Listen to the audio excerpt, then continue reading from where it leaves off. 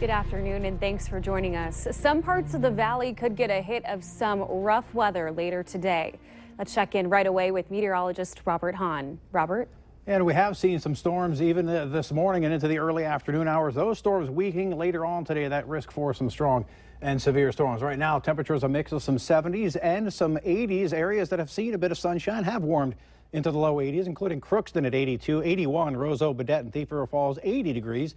Here in Fargo, winds out of the south and southeast have been on the gusty side at times, 10 to 20 miles per hour, with some gusts approaching 30 miles per hour. And we'll continue to see those gusty winds as we head through the day today. There are the storms up in the northern portions of the valley. The strongest of those have pushed north of the Canadian border, and that storm in Nelson County, that provided some very heavy rain earlier. A report of 2 3/4 of an inch of rain in Macville. There is the risk for severe storms as we head through this afternoon and this evening. A slight risk for storms, including the risk of damaging winds, damaging hail, and maybe an isolated tornado. More on this severe storm risk, as well as a look at the rest of the week, coming up in just a few minutes. Thanks, Robert. We're following a developing story out of the Northern Valley. Police say the name of the 44-year-old man whose body was found near Grand Forks truck stop is likely to be released later today. Police say there was significant trauma involved, and the man may have died just hours before his body was discovered near the Flying J yesterday morning. Someone walking a dog found the body in a grassy area south of the truck stop parking lot. Because there are so many unknowns with this situation, police are reminding people to be vigilant and aware of their surroundings. Also developing, police are trying to track down a man who left the scene of a serious car crash in North Fargo. It happened last night near Dakota Drive and Old Highway 81. 2 people were taken to the hospital, but a search for the third man came up empty. Police are looking for a thin Asian man with black hair, about 5'7". He was wearing a black shirt and dark green pants.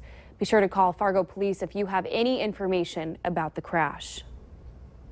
A man is facing charges of DWI, reckless driving, and fleeing after police traced him through Moorhead. Police say 26-year-old Ricky Risham took off, then an officer tried pulling him over for speeding last night in South Moorhead.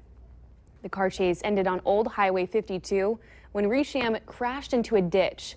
Police say he then took off on foot but was found in some nearby trees. New at noon, the Russian government is reporting all 5 people aboard a helicopter that was shot down in Syria today are dead. The Russian Defense Ministry statement says the chopper was downed after making an aid delivery to Aleppo. It happened in an area where rebels are trying to break a Syrian government siege and near where as many as 300,000 people are believed to be trapped. Cleanup begins today after the devastating flash floods in Ellicott City, Maryland, that killed at least 2 people. Nearly 6 inches of rain fell in just 2 hours on Saturday night, causing the nearby river to rise 13 feet over the course of just a few hours. Hannah Daniels reports. Rushing floodwaters transformed Ellicott City's Main Street into a raging river. Maryland's governor says it's going to take months for this historic city to recover. The floodwaters swept away dozens of cars. Stories of strangers helping strangers are emerging. This video was taken as people formed a human chain to help this woman from being washed away in her vehicle. As daylight came Sunday, emergency officials toured the damage. Trees inside businesses, wrecked storefronts, roads, and sidewalks ripped to shreds. Hannah Daniels, CBS News. Officials estimate the cost of the damage to the downtown district could be in the hundreds of millions of dollars. August 1st means a new batch of Minnesota laws taking hold. This year, the list includes the last of 3 phases of minimum wage increases.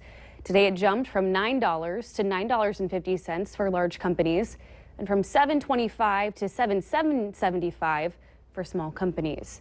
Another new law is Drake's Law, which increases maximum penalties from 10 years to 15 years for repeat drunk drivers who kill someone. And we're also seeing the first big changes to the state's drug laws in nearly 30 years. New rules favor treatment instead of jail time for low-level offenders in an effort to reduce overcrowding in Minnesota prisons. But there's also a crackdown on drug dealers. And also new today, most of the video captured from police body cameras is now private. It'll only be available to the public if police fire their weapon or cause substantial bodily harm.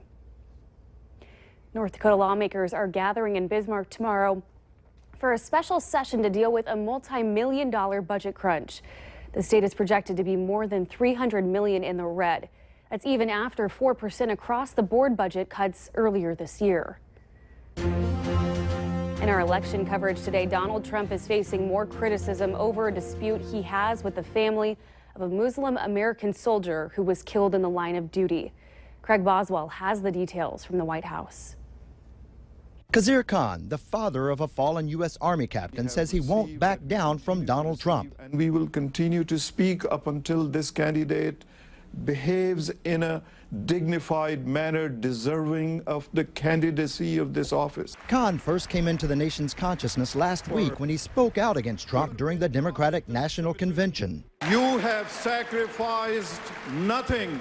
Who wrote that? Did Hillary's scriptwriters write it? Because Trump criticized the Khans afterward and even implied that Khan may have silenced his wife for religious reasons. She had nothing to say. Maybe she wasn't allowed to have anything to say. You tell me, but plenty of people have written that. Ghazala Khan says she remained quiet because she didn't think she would be able to hold back her emotions with her son's picture on display. My religion or my family or my culture never stopped me saying whatever I want to say. The Clinton campaign has jumped on the issues, saying Trump's attack on the Khans is further proof he's unfit to be president. Somebody who attacks everybody has something missing. While the Trump campaign tried to downplay the Khan dispute. We need to focus on protecting our homeland security. That's the issue, not the tragedy of the Khan family. Hillary Clinton now has a 7-point lead in a CBS News poll taken after last week's convention. Craig Boswell, CBS News, the White House. A pocket version of the U.S. Constitution, like the one Khan displayed during his speech last week, has skyrocketed in the past few days to number 2 on Amazon's bestseller list. And it is a sellout for the hottest ticket in town. Some dedicated Bison football fans spent the overnight hours outside the Fargo Dome so they could be the first ones in line for single game tickets when they went on sale at 8 a.m. this morning. Tickets for the 6 home games run from $30 to $50. And guess what? They're gone. There will be some more available the day before Saturday games this fall. Online harassment can cause targets a lot of frustration and can also be kind of scary. But one social media outlet is taking more steps to cut down on trouble.